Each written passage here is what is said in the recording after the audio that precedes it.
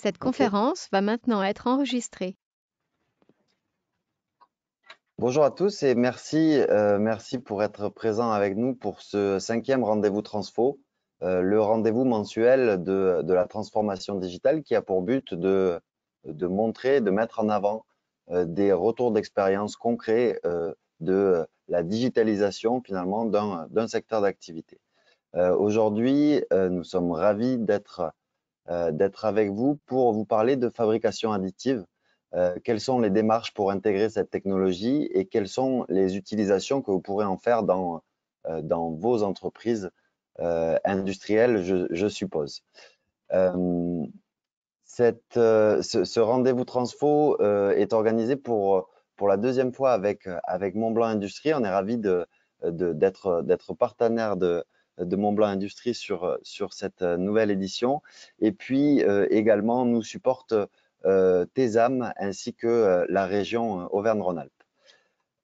Pour ce webinaire, qui va vous donner quelque part les premiers éléments pour vous projeter dans la fabrication additive.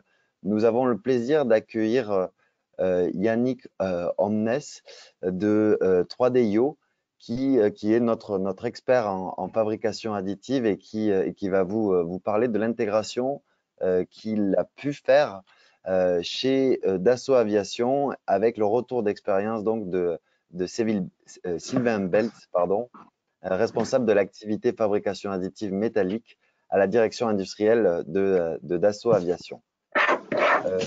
Juste peut-être, parce que je n'ai pas eu l'occasion de le faire avant, je me présente parce que sinon c'est pas poli.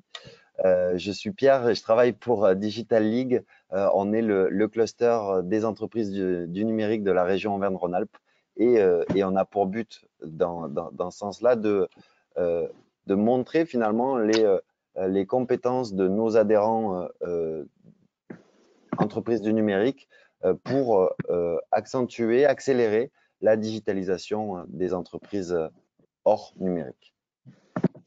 Perrine, peut-être je te laisse la parole. Oui, merci Pierre. Donc Perrine Grosjean du pôle Montblanc Industrie, grappin industriel du pôle de compétitivité régional CIM. Donc aujourd'hui, merci donc Pierre d'avoir renouvelé ce partenariat à nouveau sur tout ce qui est transformation numérique. Je vais vous rappeler un peu les règles du webinaire. Si nous avons des problèmes de bande passante, je vous remercie à tous de couper vos caméras durant la présentation, de couper vos micros et d'utiliser le chat, donc la petite bulle en haut à droite, pour poser vos questions tout au long de la présentation. Et une fois que la présentation sera terminée, on posera justement vos questions et Yannick et Sylvain seront là pour y répondre. Donc, n'hésitez pas à poser vos questions directement via le chat, la petite bulle en haut à droite. Donc, Yannick, Sylvain, c'est à vous. C'est parti. Donc, bonjour à tous. Donc, Sylvain Bels de Dassault Aviation. Donc, je suis physiquement basé donc, sur l'établissement d'Argonnet à côté d'Annecy. Notre site de fabrication est spécialisé dans la conception, la fabrication et le maintien du système de commande de vol de l'ensemble des avions d'affaires civils et militaires donc, de la société Dassault Aviation. Et on est en train donc de monter une nouvelle activité industrielle au sein du site d'Argonnet en fabrication additive métallique. Donc bonjour, Yannick Omnes. Moi je suis un passeur. C'est-à-dire qu'en fait, je prends les industriels dans ma barque et je les emmène vers la fabrication additive. En d'autres termes, je les conseille sur toutes les phases, de la définition du besoin jusqu'à la structuration de l'activité. Et en ce moment, je fais de plus en plus d'interventions sur les enjeux d'hygiène et de sécurité. Et je prends aussi en compte le volet social et le RSE pour cette transition pour les entreprises.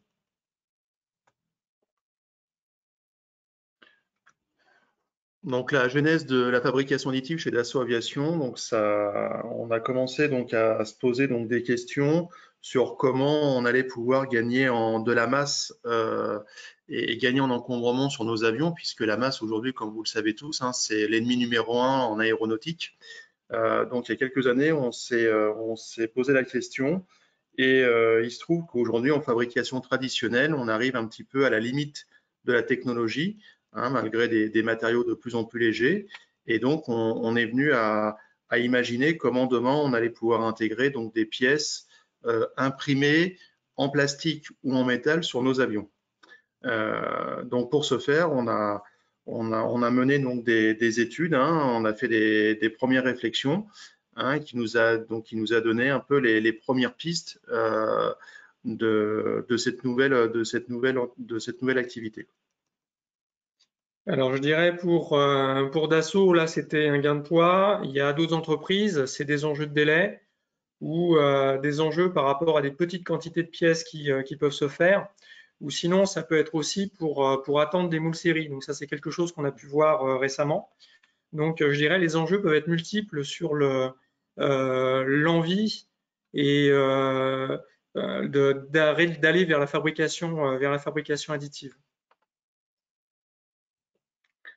Ce qui est important quand vous avez un projet donc de démarrer donc en fabrication additive, c'est déjà de trouver les bons partenaires.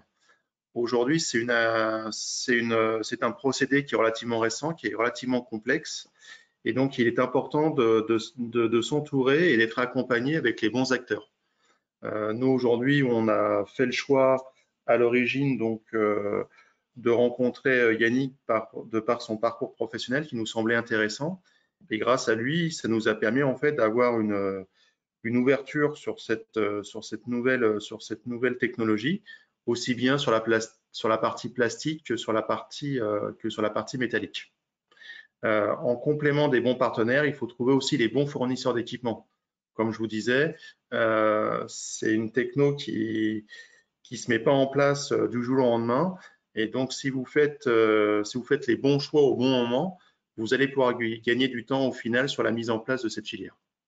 Alors, par rapport à ça, si on regarde la temporalité, effectivement, à partir du moment où on dit, bah voilà, on veut intégrer de la fabrication additive, alors que ça soit chez soi, hein, ou même en sous-traitance, donc on va commencer à concevoir pour la fabrication additive où on va avoir des pièces, il y a un délai qui se passe.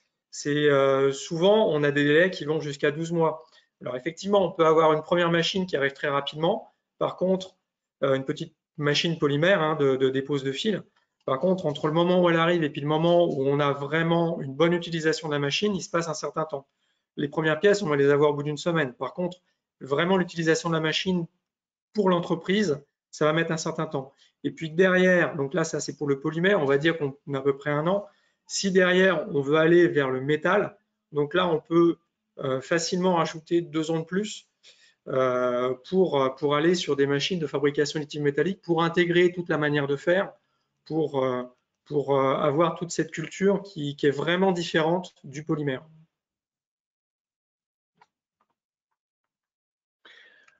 La fabrication additive, ça ne va pas remplacer la fabrication traditionnelle. Bien au contraire, c'est un moyen complémentaire dans le portfolio donc des constructeurs de machines-outils.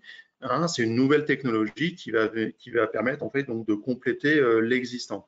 Ce qui est important dans cette approche-là, c'est avoir donc l'adhésion de l'ensemble des acteurs majeurs. Hein, que ce soit donc du bureau d'études, que ce soit au niveau de la fabrication, que ce soit au niveau du contrôle, que ce soit au niveau de l'ajustage, etc., etc. C'est une démarche industrielle et c'est une démarche qui est globale. On ne peut pas faire de la fabrication additive dans un petit coin de l'entreprise tout seul. Ça, c'est pas possible.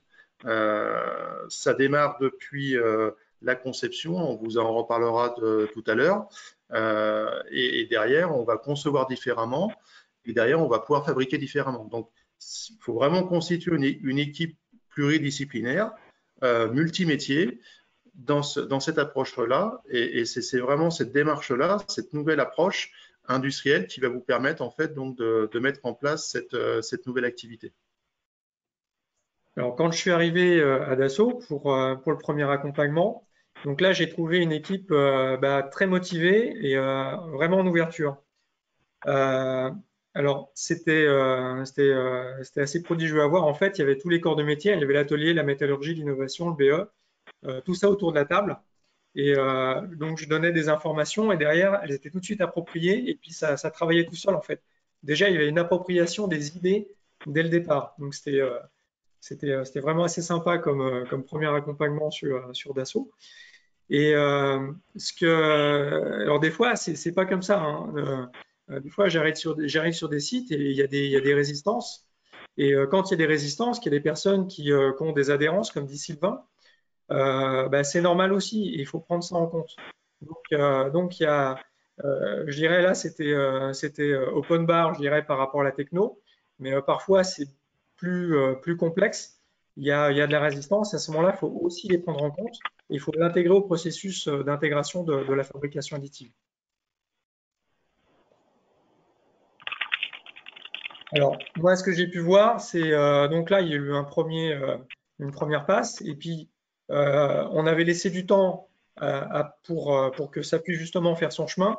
Et dès la deuxième session, il y avait déjà des idées puis des applications qui arrivaient directement sur la fabrication additive. Comment ils allaient intégrer la fabrication additive? C'est-à-dire que ça avait déjà fait son chemin. Donc en quelques semaines, il y avait déjà eu un chemin qui avait été fait au sein de Dassault Argonnet. Donc, pour vous donner quelques exemples, on n'a pas commencé directement à faire des pièces avions en fabrication additive. On a commencé par faire des outillages. C'est vrai qu'aujourd'hui, les outillages offrent un très grand domaine de jeu, si on peut appeler ça comme ça. Vous allez avoir plein de possibilités donc de fabrication, des fabrications qui seront plus ou moins complexes, plus ou moins rapides. Mais c'est vrai que l'outillage, c'est un bon démarrage. Généralement, et dans la majorité des cas, ce n'est pas des pièces qui sont très compliquées et ça va vous permettre donc d'obtenir votre pièce très rapidement à un coût relativement raisonnable. Ensuite, derrière, une fois que vous allez passer le cap des outillages, derrière, vous pourrez passer sur des prototypes, des pièces un peu plus complexes et pour arriver au final à des pièces dites industrielles, et on en parlera un petit peu après, hein, toute la partie réglementation et certification associée. Mais c'est vraiment quelque chose qu'on fait étape par étape. Alors tout à fait. Alors justement, la première étape en interne, c'était de définir vraiment les besoins. Donc définir de quelle machine il y avait besoin déjà au début. Donc on a travaillé ensemble par rapport à ça. Donc on passe vraiment de la projection au concret. Donc là, on commence déjà à avoir à se dire, on va intégrer une machine.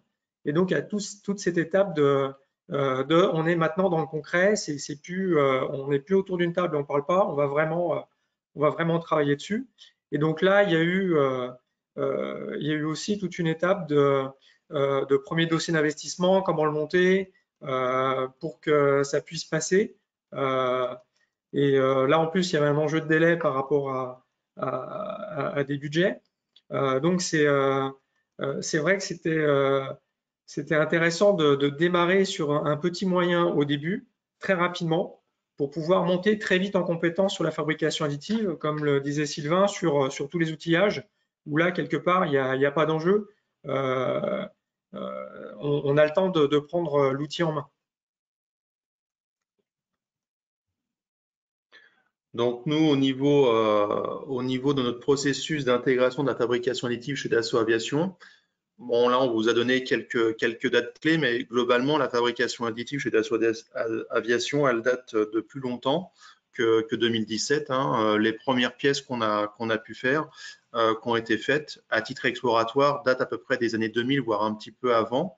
Hein, et donc on a pu explorer au fil des années les nouvelles technologies qui arrivaient sur le marché pour arriver en 2017 à se dire aujourd'hui, même si les technologies elles continuent à évoluer, néanmoins sur le marché de la fabrication additive, il y a quand même des technologies qui sont assez intéressantes et qui sont regardées par un certain nombre de grands acteurs industriels. Et c'est à ce moment-là qu'on se dit, on peut lancer un projet et voir comment cet outil industriel-là, on peut l'intégrer dans notre usine. Donc, c'est une étude qui a nécessité quand même beaucoup de temps, parce qu'il ne faut pas se tromper. Des technologies en fabrication additive, il y en a des dizaines et des dizaines. Il faut choisir le bon moyen, le moyen qui est le mieux adapté à ce que vous voulez faire. Pas prendre forcément des choses qui sont très compliquées pour démarrer, puisque plus c'est compliqué pour démarrer, plus vous allez avoir du mal à rentabiliser votre moyen. Donc nous, on a fait déjà cet état des lieux-là, parmi l'ensemble des technologies et des fabricants de machines, quelle était la techno et le fabricant de machines qui pourrait répondre au mieux à nos besoins. Et à partir de là, on a commencé en fait à construire autour de ça, à regarder ensuite les pièces qui allaient être éligibles à cette technologie-là, les reconcevoir, etc., etc. Donc c'est vraiment une démarche qui se fait en plusieurs étapes, qui prend un peu de temps. Hein, et je dirais qu'aujourd'hui, voilà, on va avoir notre première machine métallique qui va arriver donc en principe donc début septembre. Donc il aura fallu, vous voyez, entre 2017 et puis 2020, 3-4 ans pour avoir, voilà, pour qu'on puisse franchir le pas et installer donc une machine chez Dassault Aviation.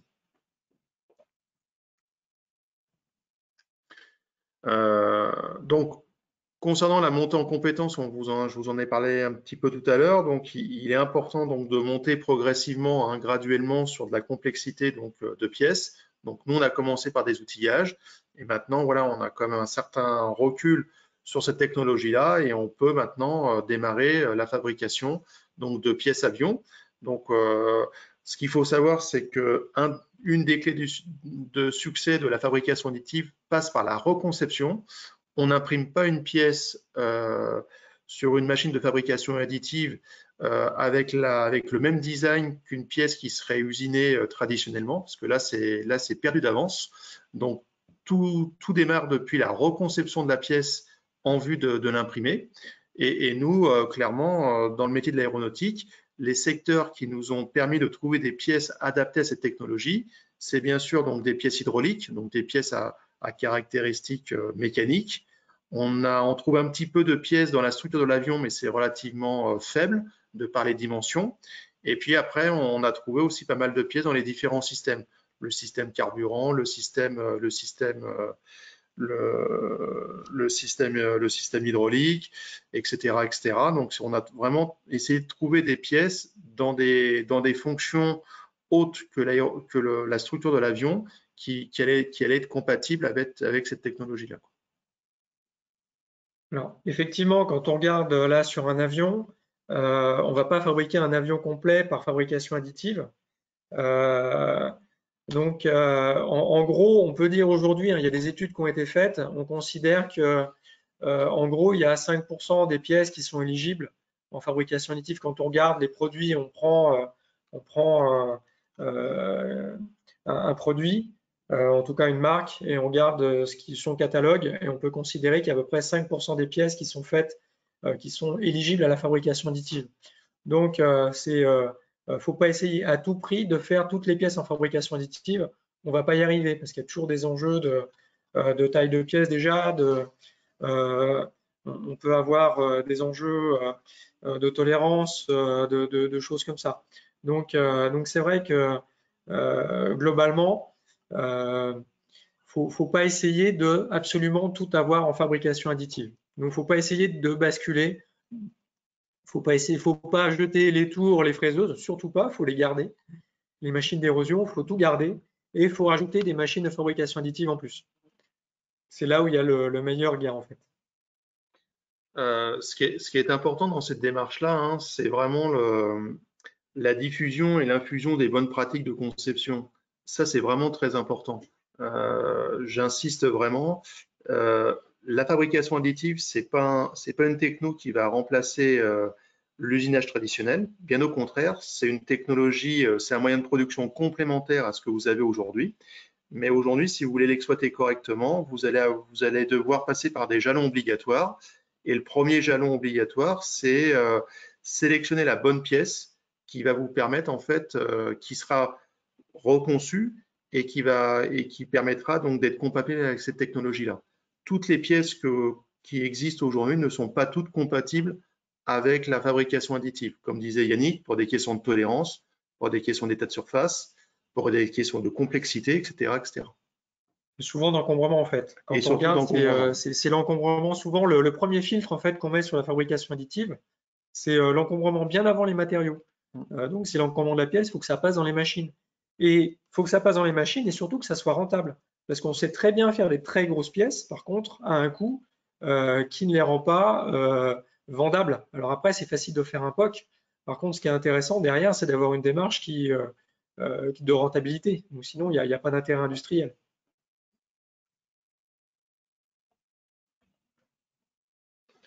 Donc, comme je vous disais, hein, toutes les pièces ne sont pas éligibles. Ça, c'est vraiment important. Donc, aujourd'hui, au niveau, une des premières restrictions, donc c'est la taille des machines. D'une manière générale, le volume moyen pour imprimer une pièce, c'est à peu près 300-350 mm au cube. Ça, c'est le standard aujourd'hui qui existe sur le marché. Vous allez avoir bien sûr des fabricants qui vont vous faire des machines avec une capacité beaucoup plus grande. Alors, c'est vrai qu'avec le temps, les machines deviennent de plus en plus performantes et proposent des volumes d'impression de plus en plus importants. Mais globalement, la majorité des grands acteurs aujourd'hui en fabrication additive métallique proposent cette taille qui est de 300-350 mm au cube. Ça, c'est le volume moyen. Ensuite, une fois que vous avez donc trouvé donc la pièce qui va vous permettre en fait donc d'être imprimée, ce qui est aussi intéressant, c'est de regarder les matériaux qui sont compatibles avec ce que vous voulez faire. Aujourd'hui, en fabrication additive, on imprime beaucoup moins de matériaux qu'on est capable d'en usiner. Hein, aujourd'hui, par exemple, en aluminium, il n'y a qu'un seul aluminium qui est proposé sur le marché, c'est de l'ASG 06. Hein, c'est un aluminium qui a de très faibles capacités mécaniques. Donc, c'est un aluminium qui est relativement pauvre en termes de caractéristiques mécaniques. Et c'est un aluminium qu'on utilise principalement en fonderie. Donc, si vous voulez faire de la pièce hydraulique ou des pièces qui sont soumises en fatigue, en aluminium, bah, c'est déjà pas le bon matériau.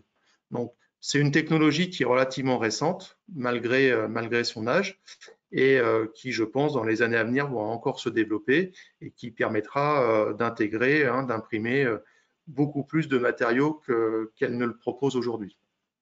Alors, à contrario, par rapport à l'aluminium, où effectivement on a très mauvaises caractéristiques, quand on passe sur d'autres matériaux, sur des super alliages comme des Inconel, des Astoloy, ou quand on passe sur des titanes, là, on a des caractéristiques qui sont très bonnes et qui sont même voire meilleures que des caractéristiques de pièces qu'on peut avoir en usinage, de par le procédé de fabrication, de par la microfusion de la pièce. Donc, et en polymère, c'est pareil. En polymère, donc là, on a parlé du métal, mais le polymère, aujourd'hui, on a des matériaux qui ont de très bonnes caractéristiques. Et il y a de nouveaux matériaux qui sortent, alors là, pour le coup, assez souvent. Et aujourd'hui, il y a de grandes recherches qui sont faites sur des matériaux chargés fibres en fibre continue.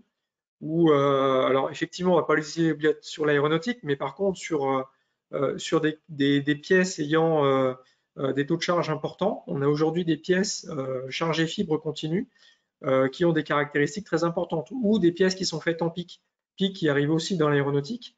Donc, c'est des matériaux polymères qui ont des caractéristiques très importantes et qui sont aujourd'hui en pointe de la fabrication additive.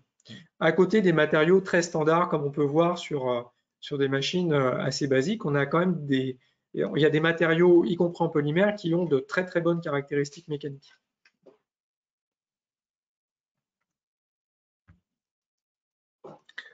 Quelque chose, alors ça c'est vraiment très important. Donc une fois que vous êtes convaincu que la fabrication additive c'est vraiment la technologie que vous voulez implanter dans votre entreprise, va venir le problème, le volet HSE.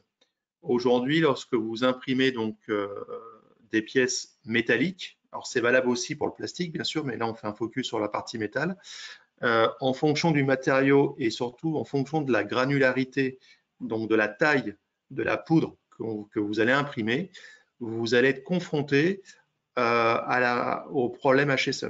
Donc ça, c'est vraiment quelque chose qu'il ne faut pas négliger, qu'il faut prendre au sérieux.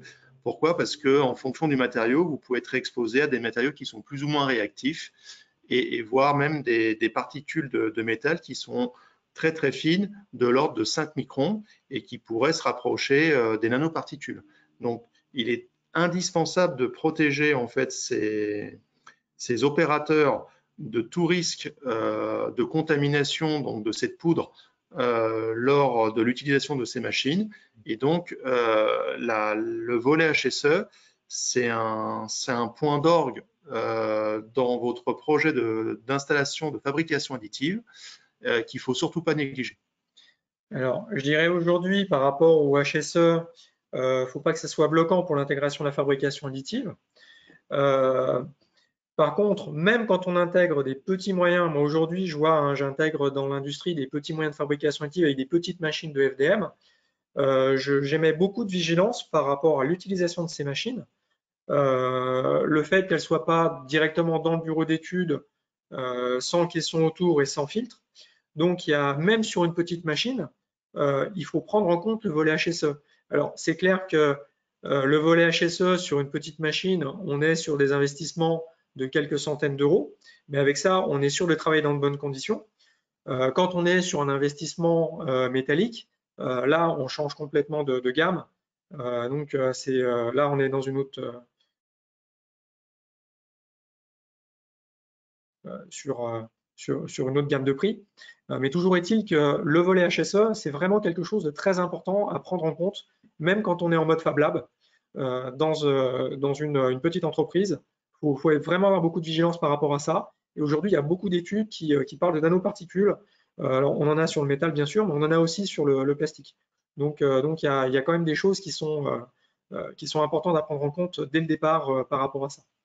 Donc, un petit clin d'œil sur cette partie-là. Donc, on a la chance en région d'avoir le CEA de Grenoble qui est vraiment spécialisé dans ce domaine-là, hein, et qui propose donc leurs conseils et leur expertise aux sociétés régionales et en région pour toutes celles et ceux qui souhaitent en fait mettre en place une activité de fabrication additive, plastique ou métallique dans leur entreprise. Donc, n'hésitez pas à prendre contact avec eux parce qu'ils ont vraiment une très grande expertise dans le sujet.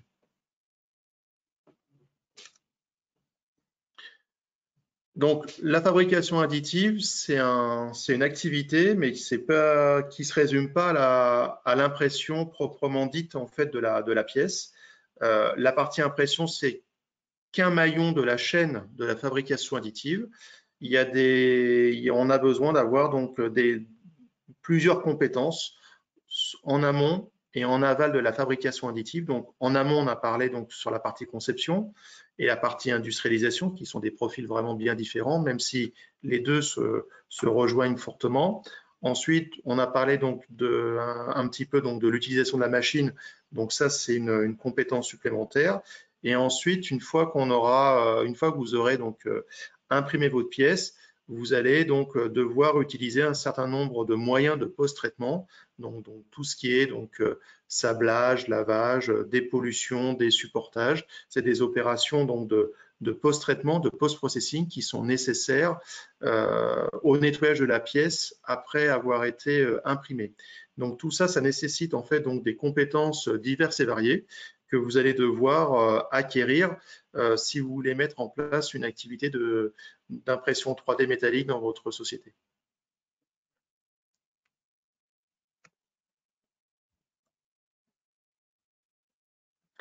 Donc nous, en Auvergne-Rhône-Alpes, on a donc notre projet chez Dassault Aviation donc, qui s'appelle Aeroprint. Je pense qu'il y a un certain nombre de personnes parmi vous qui en ont déjà entendu parler, hein, parce qu'on a pas mal communiqué sur le sujet. On a un sponsor de choix qui est la région, qui nous aide en région donc à mettre en place une activité industrielle. Alors pourquoi je pèse le mot industriel? Parce que bon, c'est une technologie qui est relativement récente encore et qui a vraiment du mal à avoir un niveau de maturité industrielle comme on pourrait le connaître dans d'autres filières.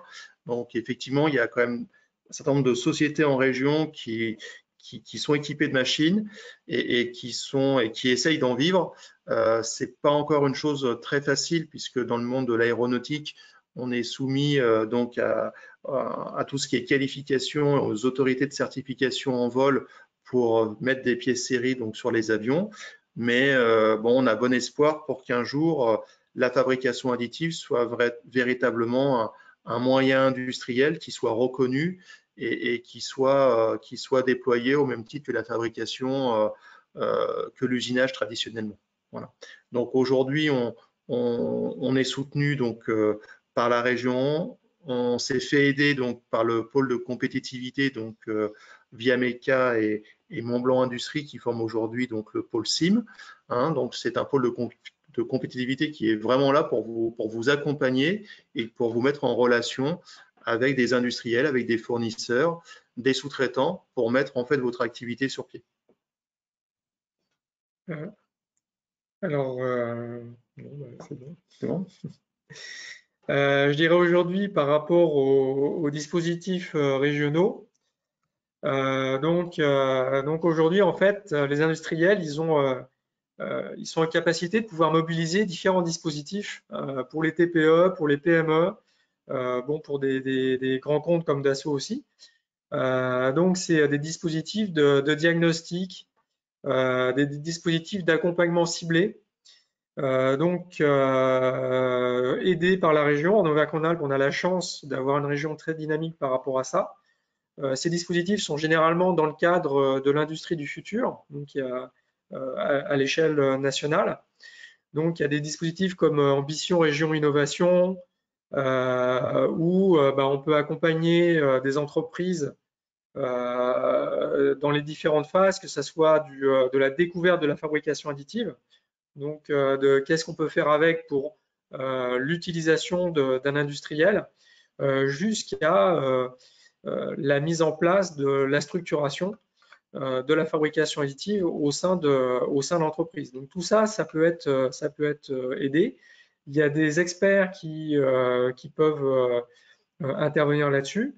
J'en fais partie. Et donc il y a tout un tas de dispositifs qu'il ne faut pas hésiter à mobiliser.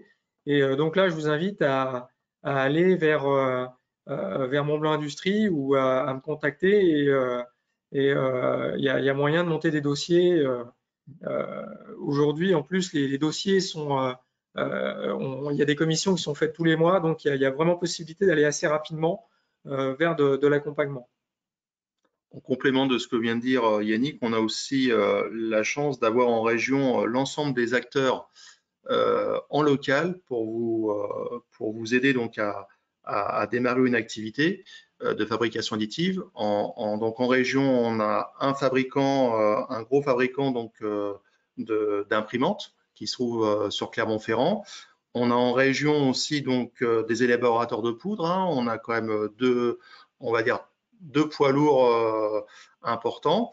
Et on a d'autres sociétés autour de Lyon qui sont prêts aussi à se lancer donc dans la logistique de poudre.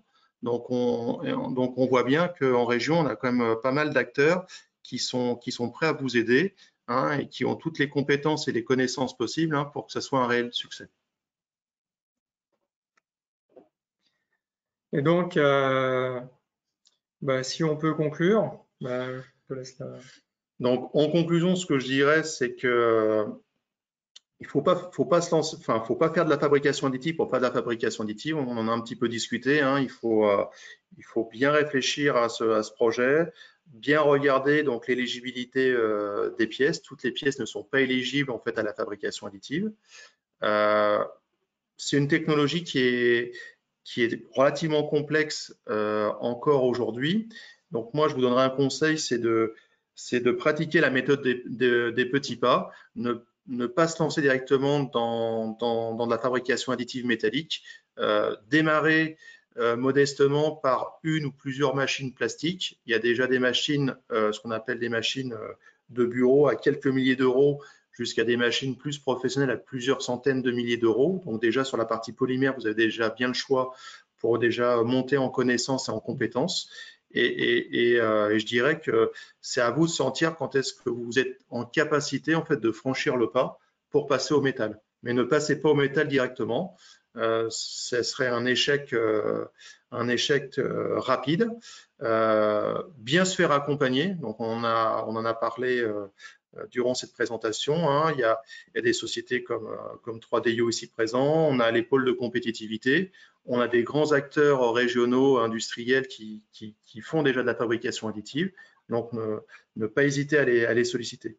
Voilà.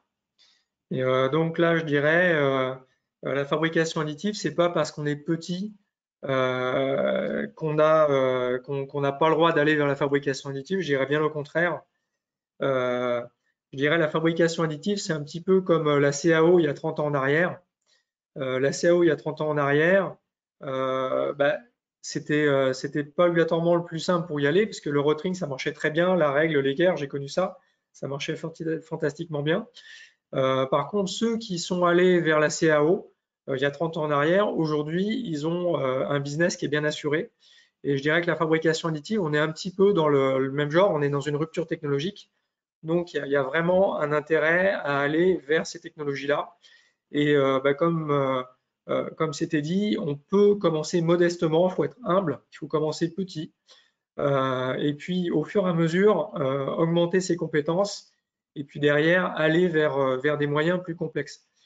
Tout à l'heure, je parlais vraiment des résistances qu'il pouvait y avoir en interne. C'est pareil, il faut vraiment entendre ces résistances, ça veut dire quelque chose, donc il faut les prendre en compte. C'est pour ça aussi que souvent on met autour de la fabrication additive des démarches d'accompagnement du changement. Donc c'est vraiment important que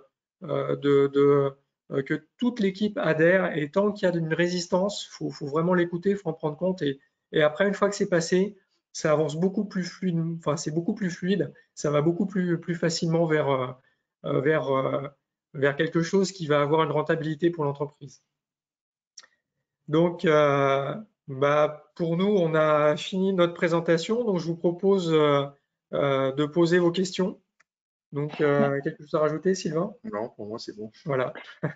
Merci à tous les deux pour ce témoignage, partage d'expérience. C'était très intéressant. Alors, on a eu plusieurs questions qui sont arrivées par le chat. Certaines, vous y avez répondu au fil de l'eau de la présentation, mais on va quand même les poser. Donc, la première question de Laurent Carrier, Société Azeta. Pour démarrer dans le polymère et face à la multitude d'offres et de tarifs, quelles sont les machines avec le meilleur rapport qualité-prix pour de l'outillage notamment? Eh ben, ça dépend. C'est là où faut vraiment étudier le besoin. C'est là en fait où il y a une étape importante. C'est vraiment d'étudier le besoin de chaque industriel, et en fonction du besoin de l'industriel, on va pouvoir mettre un moyen en face. Il y a certains industriels, je leur ai fait acheter des machines à 400 €, qui travaillent avec du PLA ou du PETG, hein, donc c'est des matières plastiques de base. Par contre, il y en a d'autres, c'est obligatoirement des machines de 4 000 à 5 000 € parce qu'ils ont un besoin particulier. Donc je dirais, ça, c'est pas quelque chose qu'on peut avoir sur étagère. C'est vraiment, c'est là où la phase d'accompagnement et d'étude du besoin est important. Donc il n'y a pas de bonne machine ou de mauvaise machine. Toutes les machines sont bonnes, y compris des machines à 200 €. Il suffit juste de l'utiliser avec au bon endroit.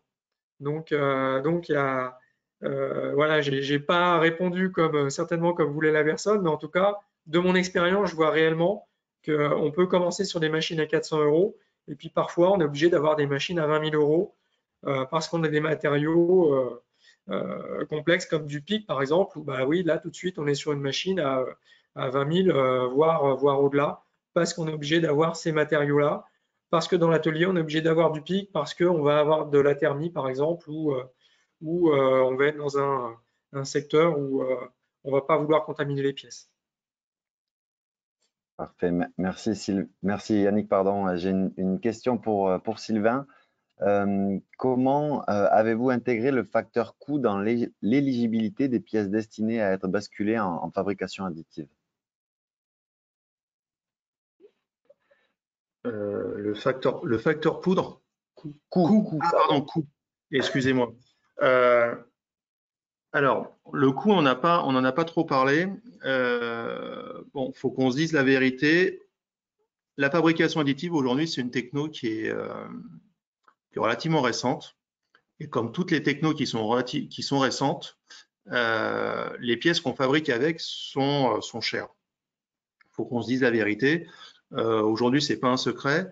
D'une manière générale, pour vous donner un ordre d'idée, en fabrication additive, on dit que le coût du gramme vaut à peu près entre 4 et 6 euros au final. Donc, si vous avez une pièce d'1 kilo, eh ben, au final, elle vous reviendra entre 4 et 6 000 euros. Voilà. Bon, ça, c'est de la théorie, mais bon, aujourd'hui, on n'en est pas très loin.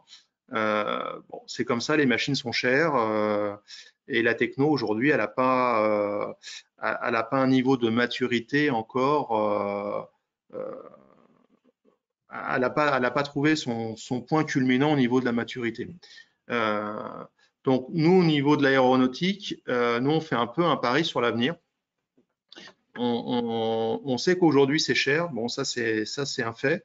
Par contre, on travaille en interne pour savoir comment on peut réduire le coût des pièces. Donc il y a plusieurs leviers sur lesquels on peut agir. Déjà, c'est sur le poids des pièces.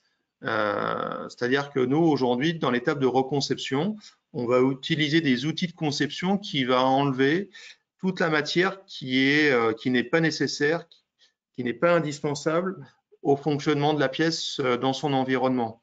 Par expérience, on a pu se rendre compte qu'à cet exercice-là, les pièces qu'on fabrique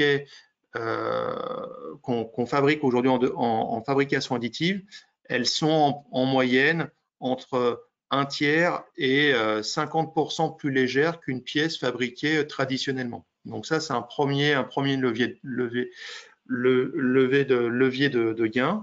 Le deuxième levier qu'on essaye d'intégrer, on essaye en fait de diminuer le nombre de pièces aussi qu'on fabrique. Grâce à la fabrication additive, vous allez pouvoir imprimer d'un seul tenant plusieurs pièces à la fois. Par exemple, si je prends un exemple, vous prenez l'exemple de la charnière de porte. Pour pouvoir faire l'articulation de votre porte, vous êtes obligé d'imprimer au minimum 3 pièces. Bon, là, en fabrication additive, on n'en fait plus qu'une seule. Donc, on réduit le nombre de références sur nos avions et d'autant le nombre de pièces associées. Et dernier levier important sur lequel on travaille, c'est on veut limiter fortement le travail post-impression, ce qu'on appelle nous le post-traitement. Donc, moins votre pièce elle aura besoin d'ajustage ou d'opération de finition et moins elle coûtera cher. Voilà. Donc aujourd'hui, au niveau de la fabrication additive, c'est vraiment les 3 leviers sur lesquels il faut vraiment forcer le trait, travailler en étroite collaboration avec le bureau d'études pour qu'au final, voilà, ils conçoivent une pièce qui consomme le moins de poudre, qui conçoivent des pièces avec des fonctions, voilà, pour éviter d'en imprimer le plus possible.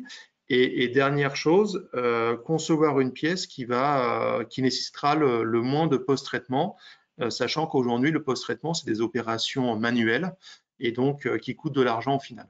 Donc, si aujourd'hui, vous arrivez à travailler sur ces 3 principaux leviers, vous avez déjà des bonnes pistes de compétitivité sur le coût de vos pièces. Merci pour ce retour. Donc, on a une autre question de la société Thermocompact de Gérald Sanchez. Donc, pour le métal, est-ce la même métallurgie que pour les pièces massives? Alors, ça dépend le matériau. C'est ça. Ce qu'on disait tout à l'heure, c'est que nous, chez Dassault Aviation, on va imprimer donc deux métaux d'ordre 1. On va imprimer donc du titane. Donc, si on prend le titane, aujourd'hui, on peut dire que les caractéristiques mécaniques de la poudre est similaire, voire supérieure que celle élaborée traditionnellement. Par contre, aujourd'hui, au niveau aluminium, aujourd'hui, c'est pas vraiment le cas. Aujourd'hui, on n'a qu'un seul aluminium pour l'instant sur le marché, à échelle industrielle, je parle bien, hein, puisque bon, il y a d'autres aluminiums qui sont en cours de développement, mais à l'échelle industrielle, où on n'a qu'un seul aluminium qui est l'A7G06, qui est un aluminium de fonderie, et pour lequel, entre guillemets, il y a des utilisations qui sont très limitées. Voilà. Après, il y a des super alliages, il y a des métaux, il y a des cuivreux. Enfin bon, c'est en train de vraiment se développer, mais ça dépend. On ne peut pas donner une règle d'or. Hein, ça dépend vraiment du matériau choisi et ça dépend surtout de son cas d'utilisation.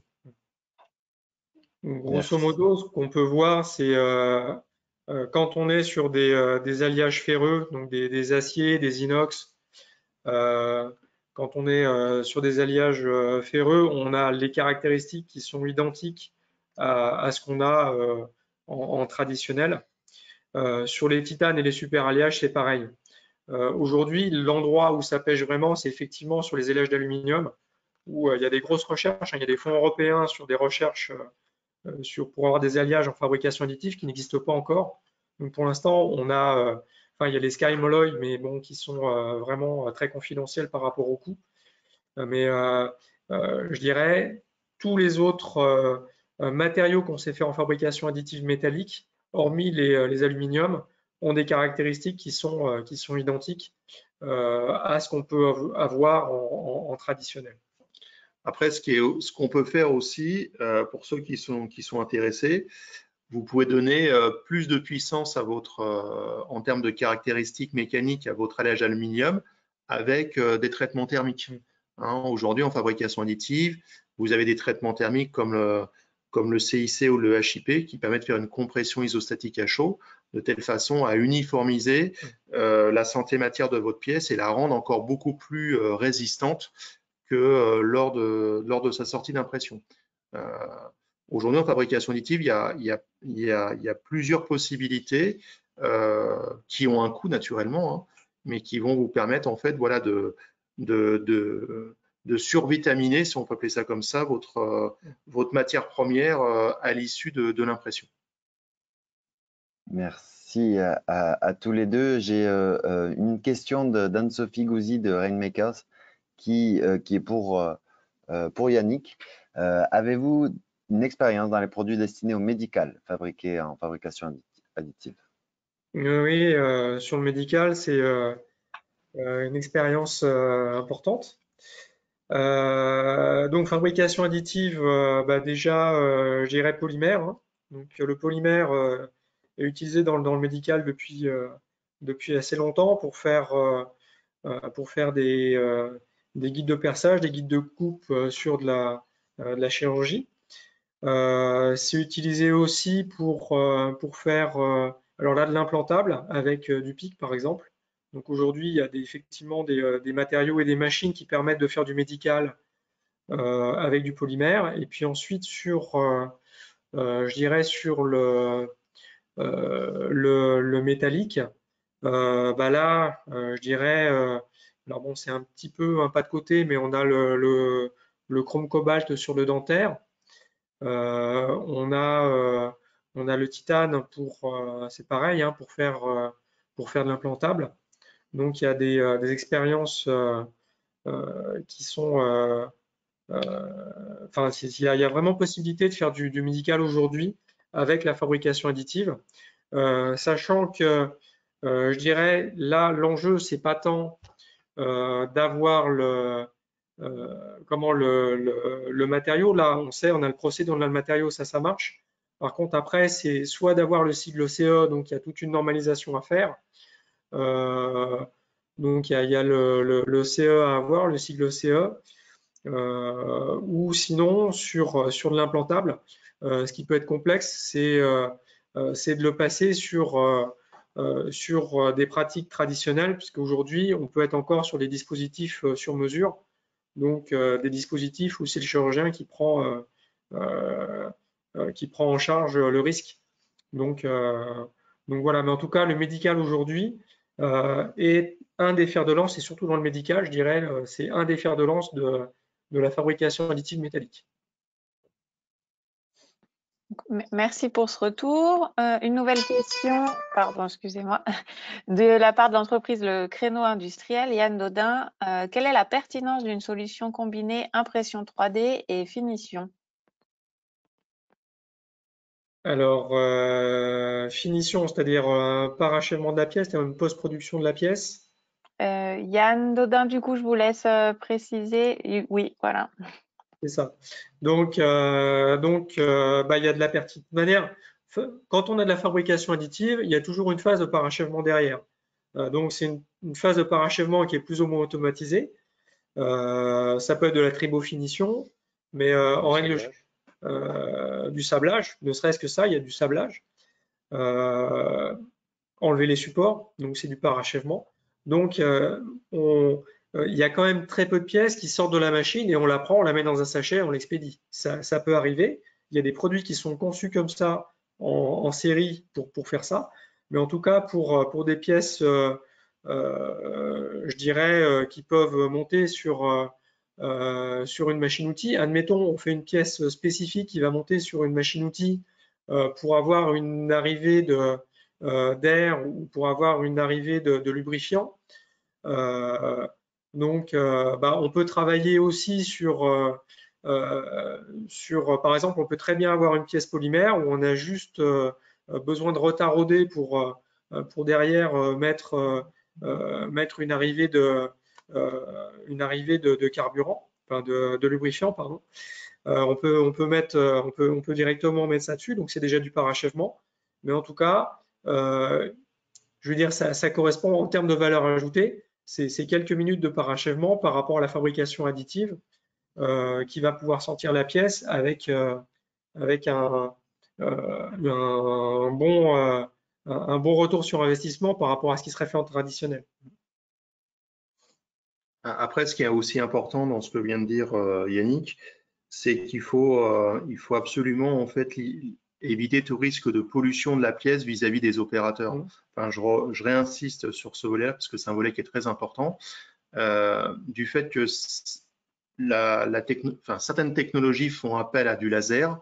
Vous allez avoir entre guillemets des particules de poudre qui vont être semi-lasées et il est important donc une fois que la pièce elle est imprimée, donc de sabler les pièces et de forcer volontairement le détachement de ces particules qui sont à moitié lasées et qui, avec le temps, vont risquer de se détacher, de polluer l'environnement autour de la pièce.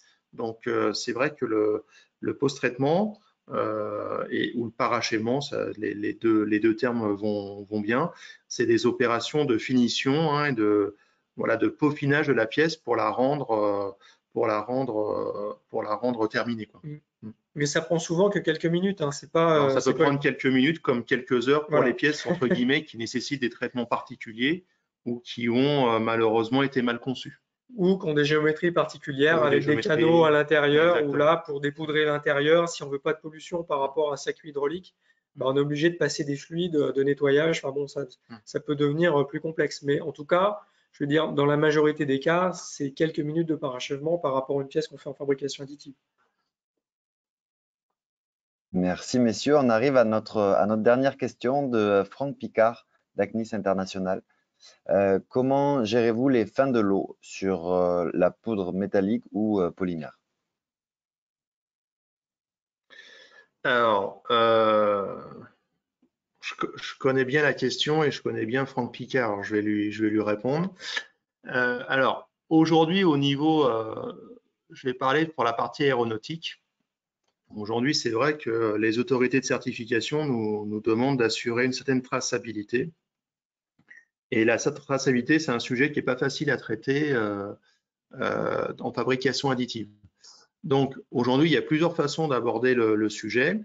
Soit on travaille sous forme de millésime, un peu comme vos bouteilles de vin, c'est-à-dire que je comptabilise à chaque fois que je vais utiliser ma poudre, le nombre de fois que je vais l'utiliser. Mais donc, du coup, ça va devenir une logistique assez complexe à mettre en œuvre et à gérer au niveau de l'entreprise. Ou bien, j'achète une taille de lot chez mon élaborateur de poudre préféré. Donc, En région, on a 2 gros acteurs. Donc, la taille de lot maximum que vous pouvez acheter, c'est 5 tonnes, parce qu'aujourd'hui, c'est l'équivalent d'une atomisation, donc d'un lingot. Et donc, du coup, vous consommez cette même taille de lot sur les 5 tonnes de poudre que vous avez achetées. Quand derrière, vous arrivez au bout des 5 tonnes, soit la poudre, vous la déclassez, c'est-à-dire que vous la gérez, par exemple, vous l'utilisez pour faire de l'outillage, par exemple, premier exemple, ou bien vous la renvoyez à votre élaborateur de poudre pour qu'il puisse en fait la recycler et que cette poudre non utilisée, elle puisse reprendre son circuit de revalorisation. Mais c'est vrai qu'aujourd'hui, dans le domaine de l'aéronautique et dans le monde du médical, le côté traçabilité, c'est un sujet à part entière. C'est pas un sujet qui est facile à traiter. C'est vrai que les machines de fabrication additive, c'est pas une affaire simple, c'est vrai. Voilà, on essaye d'y travailler. Je pense qu'on aura du chemin encore à faire sur cette partie-là. Mais voilà, on a des pistes et avec les autorités de certification, c'est un point sur lequel on travaille. Donc en fait, aujourd'hui, voilà, ce qui est important, c'est de pouvoir tracer un lot matière, c'est de ne pas mélanger des lots matières. Oui. Donc aujourd'hui, ne pas mélanger l'eau matière, que ce soit en polymère ou en métal, il y a vraiment possibilité. Donc soit en achetant un gros batch, hein, c'est ce que disait Sylvain, on achète carrément un lingot complet, ou auquel cas là on a plusieurs milliers d'heures de fabrication d'assurés. Mais sur le polymère, même si on achète des petits batchs, le but c'est de pas mélanger les poudres. Donc en fait, plus on a un batch petit, plus ça veut dire qu'il faut décontaminer la machine entre chaque batch. En fait, l'enjeu il est là. Mais à partir du moment où on veut faire la traçabilité, on travaille sur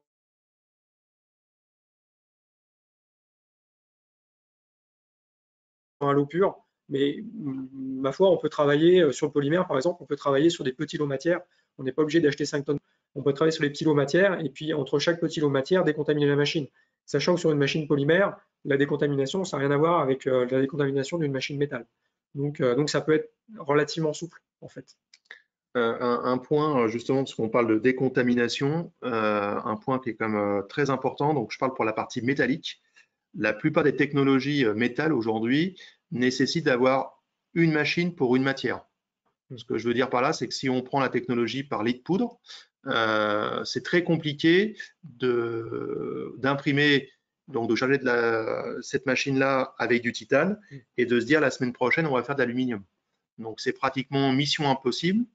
La contamination, c'est vraiment très compliqué à gérer. Donc aujourd'hui, c'est pas une machine lit de poudre multimatière, c'est pas l'idéal. Ça, c'est quelque chose d'important. Tout à fait. On peut pas changer de matière comme ça. Et moi, je connais un acteur institutionnel européen qui travaille sur une seule machine avec des matériaux vraiment totalement en dehors du spectre industriel. Et quand il change de matériau, il démonte sa machine totalement. Donc, ça prend plusieurs semaines de démontage pour complètement nettoyer la machine. Et donc ça, industriellement parlant, lui, c'est un institutionnel, il peut se permettre de faire ça. C'est de la recherche. Par contre, c'est sûr qu'un industriel ne peut pas faire ça. Ça veut dire qu'effectivement, quand on a un matériau, il faut avoir une machine dédiée, à moins qu'on n'ait pas de certification, pas de choses comme ça, auquel cas on peut mixer, on peut avoir des traces, mais honnêtement, il vaut mieux avoir une machine par matériau. C'est comme ça qu'on fonctionne le mieux, c'est comme ça qu'on a le plus de tranquillité d'esprit.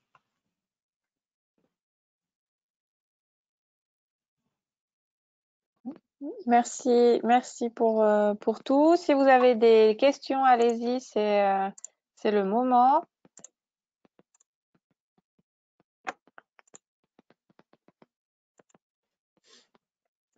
Bon, pas de nouvelles questions.